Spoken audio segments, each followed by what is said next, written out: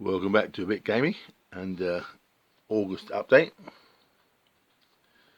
So my original plan was doing Ancients, Egypt, Persia versus Macedon, and the Rise of Rome. So I had all these figures that I bought. I mean, it wasn't very sensible. I just bought random figures for each of those three kind of semi-projects, and then decided my table was too small for it, because the original idea was just to have two of these bases to be a unit, and that was going to be my base unit. And it was basically going to be a 28mm version of DBA. So that was going to be one of my DBA units, but you know, it wasn't that very aesthetic. So in the end, I decided on getting a third lot, a command base, and that's going to be the unit. Because on a 3-foot table, it's about 6 inches, so you can just about get 6 units wide in 2 rows. That would be your kind of 28mm DBA. But I mean, that particular example I was quite like, with the Sparabara with the spearmen at the front and the archers behind. But in the end, I decided that I couldn't. I wanted what I think of as a full unit, which is like that, which is there's 24. And so it's a bit of an X project, because I decided it wasn't going to be enough room on my table until I got a bigger one. So painting these was a bit of a struggle, not because I particularly like these Crusader miniatures figures, but because it was an X project, I couldn't get very enthused. So it was very slow. You know, I'd paint one thing and then go and play a computer game and forget all about it until the next day. But you know, they're okay. There's less of. I mean, there's some. I think it might be in Von Ket, but there's definitely someone who was doing Sparabara, and they had lots of what do you call it, decoration on the kind of uniforms, sort of like those kind of stitched flowers or you know, something along the edges of the arms and down the legs. And that was my original plan, but I just want to get these done and stored away for now. So that'll do for now. Yes, there's 48 in all. I just want to get painted and done and out of the way, because I don't know, it just bothers me when they're just sitting there unpainted. So that was quite a struggle in terms of getting motivated, but you know, they look quite nice on their own. They look quite nice now, but not as good as they should be, but enough in my opinion. Yeah, the 2 points that I'll make about that. One is that one thing about Crusader figures is you know, the detail is just right for me. You know, because you know, there's a lot of times people will put up a review of some really nice figures that look great, but I say I'm not that good a painter, so they're a bit daunting. Whereas the Crusader ones are sort of very I don't know how to put it, but it's designed to be easy to paint, in that there's nice little blocks of cloth and stuff that could be just one colour, and there's neat breakups between the different pieces. You know, the tunic and the legs and the belt across the middle, etc.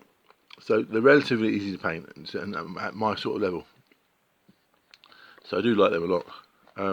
But the other two things I wanted to mention was to do with the base stuff. I've got the base thing is one of those Geek Gaming ones. Geek Gaming Scenics ones. It's the Mediterranean base train or something like that. And yeah, it's very nice, very good. I do like it. I was looking at pictures of the battles, or rather the train in the regions near where the famous battles were fought. Like Granicus, or the other one that I can't actually kind of pronounce. And they're actually quite semi-green. So I was always thinking, in terms of these kind of Macedonian versus Persia battles, that they'd actually be in sort of like deserty type terrain. But I just tried this Mediterranean one because it is kind of deserty. It's more yellow than green.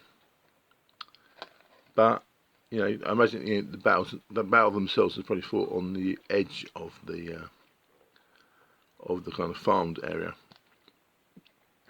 I think that's believable as a sort of rough terrain in those sort of regions. I'm not sure it's 100%, but it's pretty good. So I'm a big fan of that.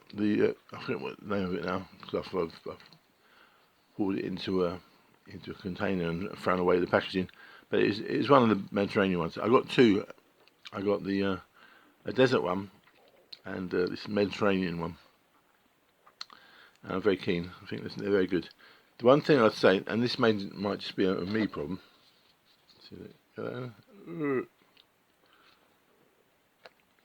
Is I got this fast drying basing glue, and I think it's a kind of sticky PVA. And one of the things with it is, on his show of how to use it, he's doing individual figures. So he just puts the glue on the base and dips the base into the basing material, and it all sticks on. And that seems to work. That works fine. But in my case, because I'm doing multi-base figures, when I use that sticky glue to put on the base, I find it quite difficult not to get it on other things, on the actual figures themselves. And so if you use that, then when you put the basing thing on the multi-base, you get it all over the figures as well. So I say this might be a me problem, and it's quite possibly a me problem, but I gave up on the sticky glue. I mean, I'll use it for individual figures, like generals and stuff like that. But on these bases where there's like 4 or so figures, and I found it was too sticky. It'd stick on one of the other figures, and then the basing material would then stick on the figures. So I just switched to normal PVA glue. I mean, it seems to be okay.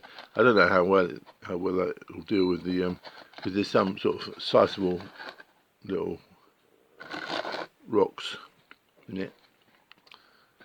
So I don't know if it will last, but I'm very keen on those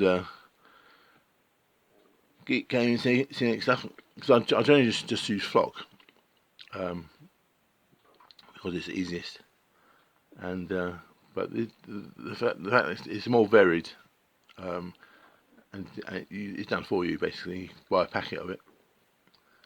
It's good. I like it. So anyway, blah blah blah. So that's half of these figures that I bought that are basically an X project. But I've got storage boxes of them, so they can be tucked away, and then I'll do it all again, or rather I'll do more of it when I get a bigger table. And there's the second lot, half done. So it's been really slow because of lack of motivation, because it's an X project really. So I've been doing like painting one colour and then going off playing the computer game, and then forgetting all about it and doing some more next day.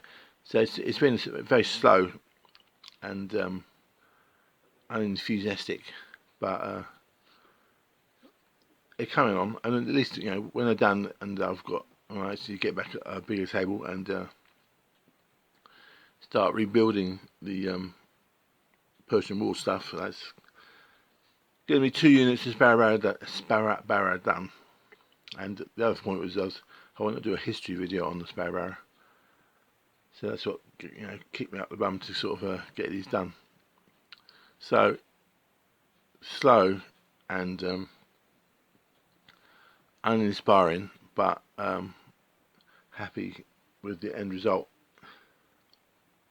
There's another thing I was going to mention. What was it? Can't remember. I remember what it was, which is I was experimenting as well with these bases that were 3mm deep versus 2mm, and because the thing is, plastic figures you can pick up the 2mm base easily enough because of the weight, because the plastic doesn't weigh anything. Whereas it's a bit more difficult with metal figures. So I was experimenting getting 3mm bases for the metal figures. I mean, it's going to look wrong if you've got a mixture, and I'm bound to get it mixed up over time. But 3mm bases with metal figures are very easy to pick up. 2mm bases not so easy. I mean, it's still doable. So I was like, wondering whether to do it with 3mm bases or 2. And I'd say if I was sensible, I'd probably do it all as 3. But or rather, if you've got all plastic figures, then I'll do it as all 2. And if metal figures, I'll do it as 3. I mean, I probably won't because I'll forget. But I think that's probably the best rule. Because these bases, I mean, you can easily lift out 4 metal figures with the 3mm bases. That's just an aside. And yes, the other side is painting them. I had no real idea about how to paint them. I looked at various images online, etc. But in the end, they're really based on the Rome Total War. If you ever played that original one with the pink Persians, they had the kind of Persian archers in in pink or purple uniforms. I mean, it's kind of silly, but it appeals to me.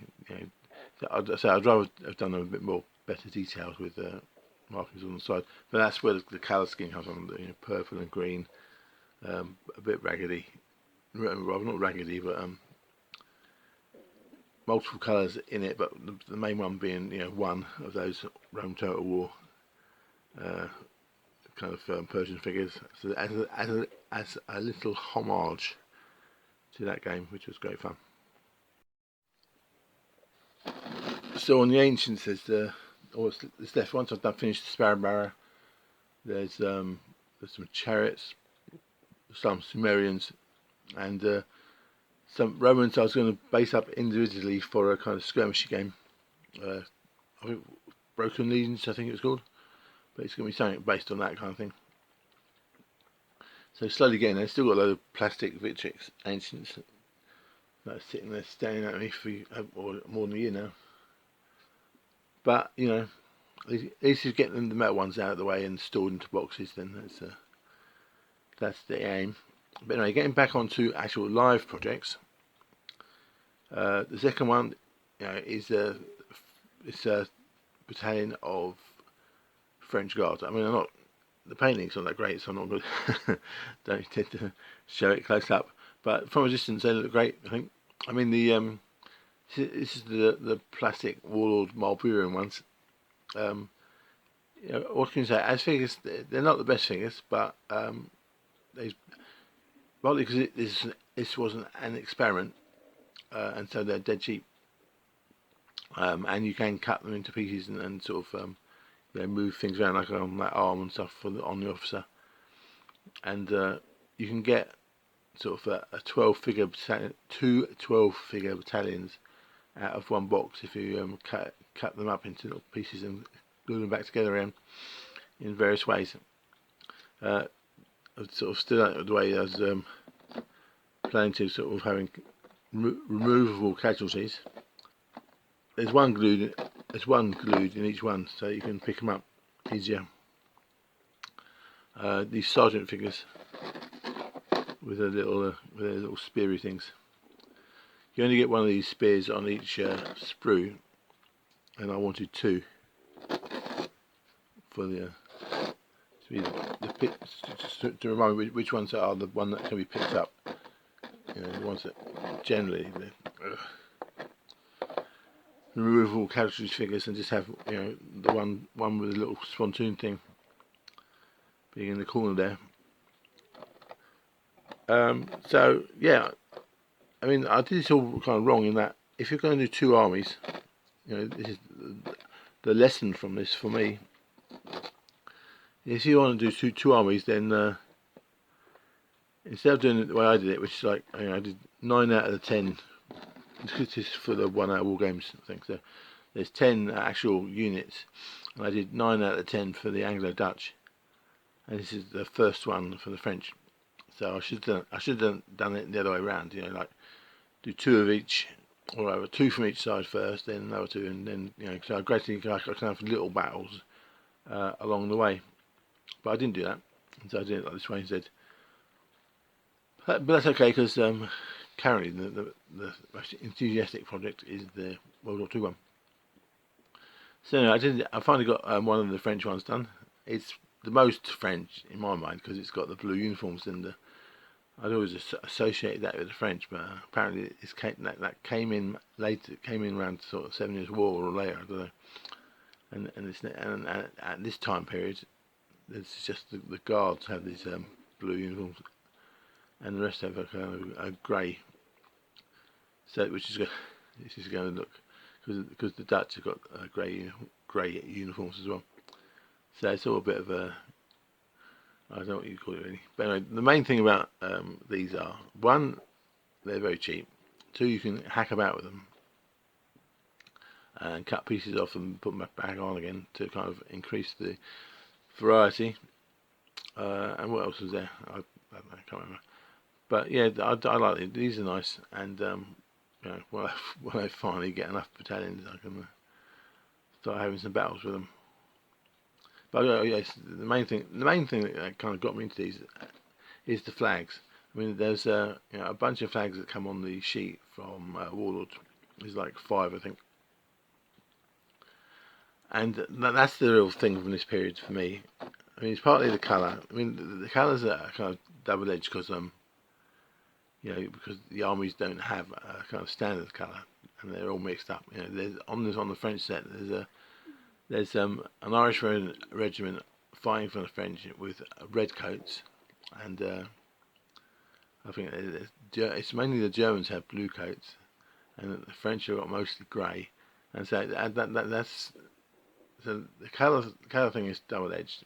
1, it's fun, the colours, but 2, they're not standardised, so it's kind of, I don't know. I'm going to get confused when it comes to the battles. I'm going to get confused with which side is on which.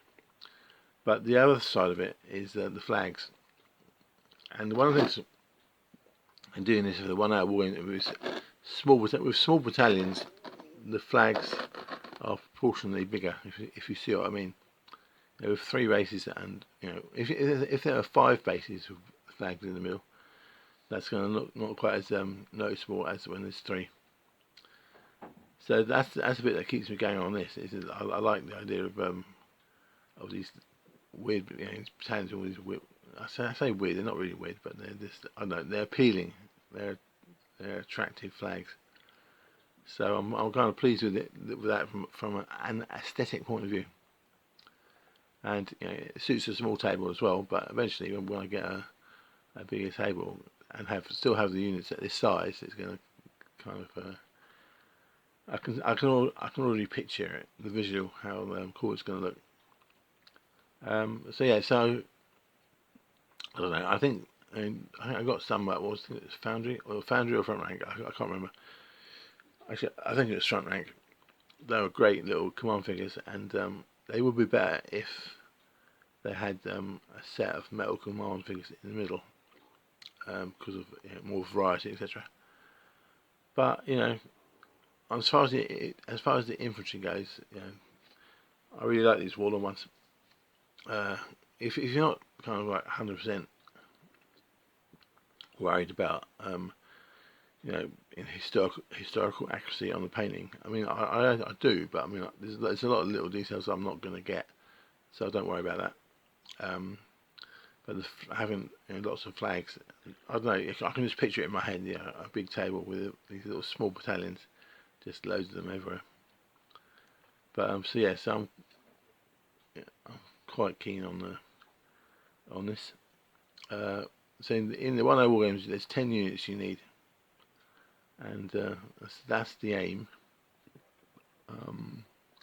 With the sideways on that, which is one of the things when you read about the battles from this period, when you have a kind of a battle has a big open plain as part of the battlefield, it's quite often a giant cavalry battle. as part of the overall thing.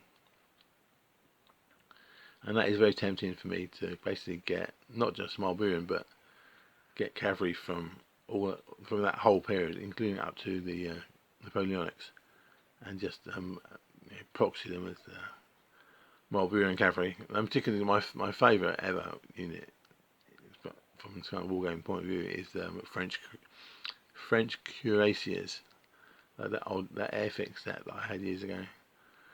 So I really fancy the idea of having some French cuirassiers, and the favourite units from the Napoleonics, and just in small 3 base units of 6, and just so I can have a giant cavalry battle. So I'm severely tempted by that, but I'm holding back on getting more cavalry figures for now, because I've got 6 battalions of or figures for 6 battalions of these infantry, and so I've got to paint them first. So I get tempted along the way that I want to get myself a treat, and so I'm fighting off getting loads of cavalry until I've painted up the infantry. But yeah, that's a future thing that's quite appealing, as in one of the next stages. But anyway, I like them. All the plastic Marlburians, as I say, they're not the best fingers, but they're cheap and you can kit bash them. So that's good. And forgotten the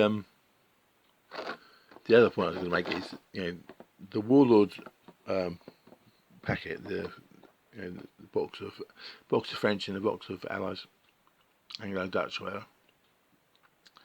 They come with 5 flags you can cut out, so that's what encouraged me to do this. But the other thing I was going to mention was this horse musket period, and in relation to why I messed up with the.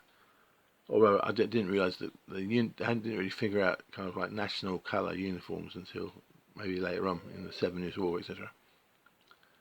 Oh yeah, it's all the flags. There's loads and loads of flags out there for this period, and so when you're thinking of doing a period, I mean, I'm just going to do horse and musket as a whole thing for a whole 100 years and just mix it up.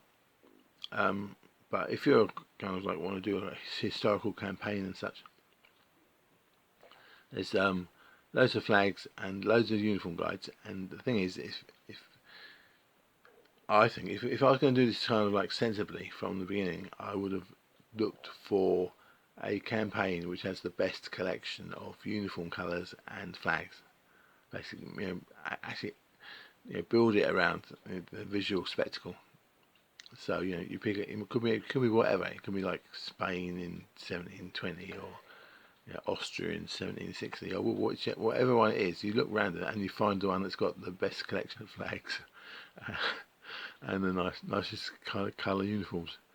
And out of that period of 100, it's going to be everyone's going to pick a favourite out of that 100 years, and just do it like that, because the flags are great, and the uniforms some of the uniforms are great, and some of the flags are great. And so if you find a period where it's you got your 2 favourite uniforms and favourite flags, then that's the one to pick, in my opinion. I mean, I didn't, because I did it all kind of randomly, but if I was going to do it again from scratch, that's what I'd do. And the third thing I did, which I did at the beginning, because it's very quick and enjoyable, was a bunch of World War II bits. 3 little bases to be objective markers from one of the firms. Sent me some bits that were, I forget exactly which was which, but there's crates and stuff like that. So I thought I'd use them to make my objective markers for my recon patrol games. And then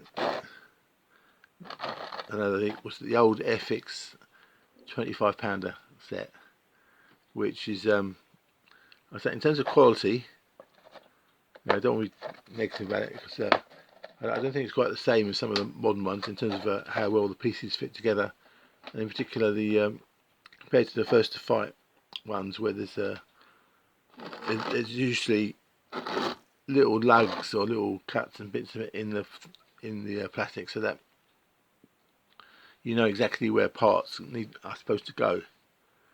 And so that's whatever. And the other thing with the FX kit is the crew figures aren't particularly great. So there's various practical issues with the FX kit, but for me it's just very enjoyable putting it together. It's like a real nostalgia trip. It's just massive fun. So I just really I really liked it. I mean, it's tempted me to, especially since I've realised that there's a difference between 172 and 176. I'm more inclined to. I was thinking of 172 generally as the standard, but then I think that's actually more like 25mm, and 176 is the right scale. The old FX scale is the right scale for these 20mm figures. I was not going to say that's absolutely right because I don't really know. It's usually quite simple to just know that one scale is X and another is Y, but I just can't remember. So whatever.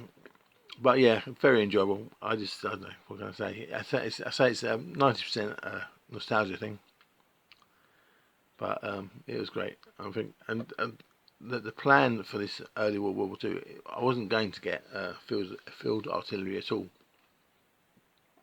Although I think it makes sense partly in the kind of setting of where there's been a breakthrough and they're kind of breaking through into the rear lines, and that quite often in the early war, at least if I remember rightly, they're using field guns as anti-tank guns when there's been a breakthrough. So the current theory is to get 2 field guns for each of the armies.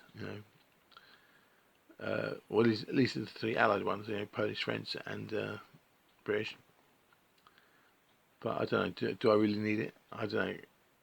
But I do want to do another £25 one, and I half want to do some old night looking World War One looking field guns for the French and Polish.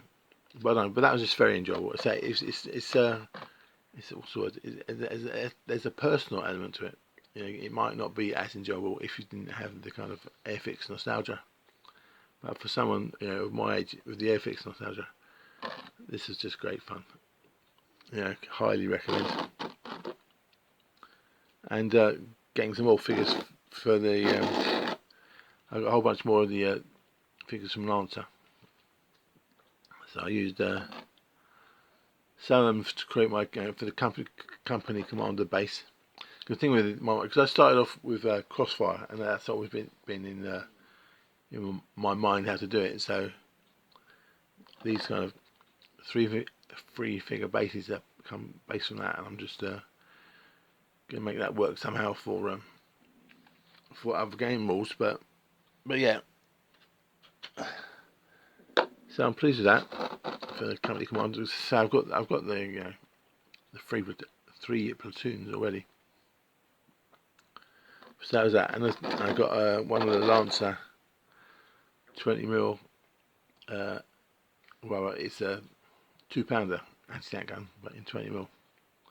And just seeing that shows me how big the Zvezda one is in comparison, because that's more of a 25mm. And it's weird to me how I didn't even notice the scale when I was making them up. As soon as I was doing, making up the Zvezda kit separately from the metal figures. And does it matter? I don't know. Your mileage may vary. I could probably get away with it. I mean, but I could live with it. It wouldn't bother me that much. Except I have bad memories from when I tried to put this together. Not because it's a bad kit, but because my fingers are too fat, too big. I mean, 12-year-old me would have no problems putting that together. So I don't want to be negative about it. I mean, if you're young and you've got young fingers and young eyes, then the Zvezda kits are fine. If you're not too worried about scale differences. But for me personally, I really like the Lancer one, so I'm probably going to get a second one of those and bin that one. I say it's not because it's bad, it's because my memories of trying to put it together are all bad. But yes, so that would be fine normally. So I'm going to get another one of those for my, because my general plan for these early war is going to be a kind of a company scale in crossfire terms, and a couple of anti-tank guns, a couple of mortars, and a couple of machine guns, etc. And so I want a second one, and I think I'll get another Lancer one. Yeah, so I've got a second mortar and a second heavy machine gun to go with the British set.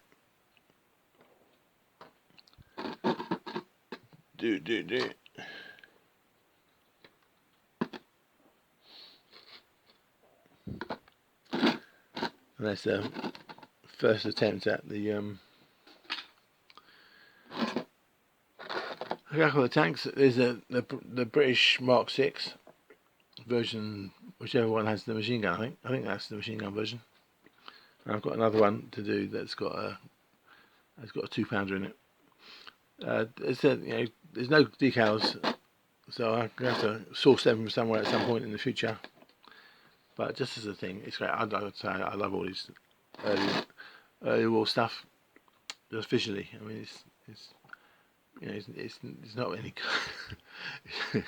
It's not actually any good, but I just visually I really like it. And in the start of my Polish, at the moment the Poles are all British and French, but that's it's a WZ-34. It's an armour car, Polish armour car. So I've got a couple more different models of Polish armour I'll be doing up at some point, but that's the first one. The start of my Persian, not Persian, Polish army. So yeah, that's great. I mean, that was good fun. So I have an issue with guns at this scale. The parts are too small and they break, and I don't have the right eyesight. But tanks are okay, and so I'll be doing that. I don't know if I'll get a second one. I mean, I know I'll get a second one because I'm going to be doing tanks in pairs. I don't know if I'll once I've done it once in the kit, I might get a resin one or something, or someone from somewhere else, or I might just get another one. I don't know. But that's a secondary thing. I'm going to try and focus in my kind of spaghetti brain, try and focus on just getting the British finished, which is it is close to doable or close to done. And if I get and use the British as pretend Poles, and then gradually finish the French and then the Polish as well. But anyway, so that's quite fun. They're good. I like them. And yeah, in terms of the British, in terms of the tanks, it's going to be I have a cruiser group, which is going to be 2 of these Mark 6s and a set of the early cruisers, A9s, A10s, and the A10 or A9 close support version. So there'll be three A9-ish tanks, 2 of these, and in the infantry tanks there's going to be 2 Matilda 1 and 2. But anyway, the best bit of last month, which was kind of an accident, and the last thing, which was in reality the first thing I did before I got bogged down with those Sparabara, were these 144 Zvezda planes early war. Well, not necessarily early war, but these plane kits. Because for my recon patrol games, I just want to have it. Have one plane on the board to show which is kind of like the current dominant plane. So you've got a German spotter plane, a Stuka and a Fire, and then an Allied fighter as the kind of opposition. And then from random rolls on the kind of random event table. You can have one of these will be on the board, and then like if the Stuka that can it can do a bombing run each turn. But then if the Allied fire comes along, the spotter plane or the Stuka gets chased off, and then the Allied fighter will be dominant. And then if the German fighter comes along, they shoot it out, and either one of them will win or they'll both lose. So either way, it's a sequence of markers rather than like in Flames of War, you have like you buy a flight of something to come and do bombing runs or whatever. But in my case, I'm just going to use them as who's currently dominant in the area the recon controllers were operating in. So just have one of these on the board, being a marker. And so I didn't actually need planes. I could have just used a piece of cardboard to say who's currently dominant. But I thought I'd get these just to see, because I did used to do model planes years ago. But I didn't really want to do them at the kind of 172 scale or whatever the old ethics were, the general ones. And so these being slightly smaller, one is it's useful because it's just a marker, so you don't actually need them to be full size. And the 20mm, when you're basically looking at planes from the ground. They're a lot smaller than the tanks and artillery and whatever, so it doesn't matter if they're a slightly smaller scale. And if your figures are 172, then having planes that are 1/144, they're roughly half the size, half scale. So that works okay as a thing, and I was really pleased I did this because these are just great fun. So I did used to do model planes years ago, but I haven't done one for like 50 years or whatever it is, 40 years. And these are just great fun. They're very simple kits, so that was good. But they came to life, particularly the Hurricane, with the decals. Once they're all on, I mean, the painting and everything, it's not that great or whatever. And but I just think they're great. They're good fun to do, and particularly once they got the decals on, they're just visually it's just great fun. I just look in my recon control games, you have these flying around on the top, and they don't particularly dominate, but they add a lot of randomness to the games, which is what I wanted. So yeah, these are the first things I did. I don't need any more really for these early war games. It's going to be the Germans are going to have the edge in terms of the the variety, but the Allied fighters they can mess up the plan quite nicely. Yeah, these are great.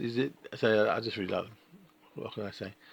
I'm tempted to get more, but I don't actually need them. I might try and find something that looks a bit more like a Polish fighter from the 1939 period. I mean, I think the actual history is that they, because they got attacked for, it was kind of a surprise attack sort of thing. The Polish Air Force got trashed more or less straight away. I think, I'm not entirely sure on that. But it'd be quite cool to have something that looks more like the Polish fighters at the time. And it's because Zvezda, I think, is a Russian company, so I think they've got some early war Russian fighters, and one of them might be similar to what the Poles had. So I might get one of those. I don't know. I might just leave it as a Hurricane and just treat it as it's a marker of an Allied fighter. The only reason to get any more was because I like the idea of doing it. So yeah, so that was my favourite bit of the month. It happened right at the beginning. But they're just great. I mean, I really like them. Yeah, what was to say? It's just a completely accidental purchase, which turned out to be very enjoyable. Yeah, so I should stop rambling on about that. But yeah, it's a good idea if you're doing like 20mm figures, having one of these little planes from Zvezda. Make a nice little addition. So what's up for next month? I've finished off the last 12 of these Sparabara archers. So taking me forever to finish them, but get the purple regiment done, and I want to get at least one battalion of the horse musket French as well. But mostly it was going to be the World War II. I'm trying to get the British finished. So I've got another mortar and heavy machine gun for the British. I'm going to need to get another 2-pounder anti-tank gun. Still haven't finished the Zvezda battalion HQ, and that will be mostly it for the and some paint these tanks. I got these are Lancer as well, resin this time. So I got 2 Matilda 2s and another of the Mark 6s. I'm going to, at some point I'm going to get some A9s or A10s for the cruiser tanks to go with the Mark 6s. I've already got a couple of Matilda 1s to go with the Matilda 2s. So in theory there's only a few more things to get off for the British, although I've also, because I liked the Lancer ones so much, I got in theory I got enough for another 2 sets of 3 bases. 6, because I got roughly 9 bases already, but they're a mixture, because I like the Lancer ones. So I was going to basically have the 9 bases from the Lancer ones, but I forgot to get the light machine guns, so I'll probably do that as well. So I'll end up with 5 sets of British, which is a bit of a mistake, but no, eventually it'll be I'll use them for O group, so I'll want more at some point, but for now it's just going to be 9 bases plus some spares just in case. So that would set me up for the British. There'll be a few other things like engineers and such, but so there's that. And I also got the Lancer has a bunch of different sets of figures, and they look like they're made by different sculptors. To me, I don't actually know, just looking on the pictures. So I've got a couple for the French, early war French, 60mm mortar and an 80mm mortar. And they look like they're by the same guy, more or less. So I'm happy with them. So I get a couple more bits from them as well. Another 81mm mortar and a couple of anti-tank guns, and that will get me on the way there, because I've already got the plastic figures that I've got here and machine guns. But the other big thing on the World War II is I noticed on the AB miniatures, which I'd seen before, and they've got very good reputations for the quality of the figures. I checked their site, because when I did that before, I don't know, a year or so, 2 ago, and they either didn't have, or I didn't spot their they have some kind of early war figures now, and so I looked before, but I either didn't see them or they didn't have them. They've done them more recently. But either way, they've got some British and French early war, which is very tempting, but obviously it makes no sense doing it now. But I'm still quite tempted. But they had some packs of officers, I noticed. That's always generally a thing with me, of maybe wanting more and different types of officers. So I'll probably do that as well. So I'm trying to fight off the urge to buy any more stuff. But I'm tempted to get a few bits and bobs. But that's generally the plan: is to finish off the ancients, do one or two of horse and musket, and try and finish the British early war, and maybe the British and the French as well. I don't know. And if I get that done, then I'll think about how to do the polls. Rambling on. Anyway, so what will happen will happen. So, okie doke, to a bit.